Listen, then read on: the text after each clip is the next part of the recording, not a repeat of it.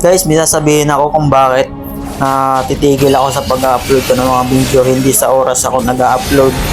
Sa isang dahilan lang naman yun, kasi late na ako nakakapag-edit kasi yung cellphone ko nga nagahang na, hindi na makapag-ayos na mag-edit, makapaglaro. Kasi pa naglalaro ako, hindi ko na matouch yung mga skill ko.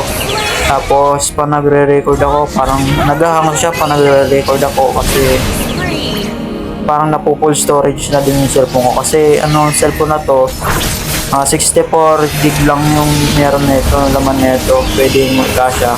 So magiging full storage na din.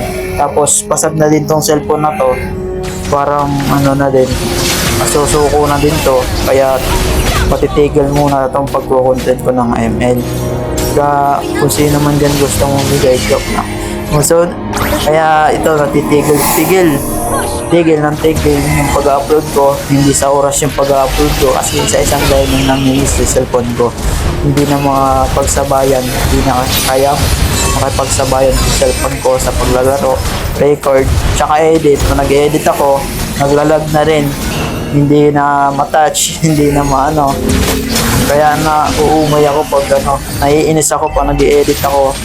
Kaya yun, tigil mo na, matumal na lang ako mag-upload ng mga content ko. Kaya yun lang guys, pero sabi ko sana supportan nyo pa rin ako.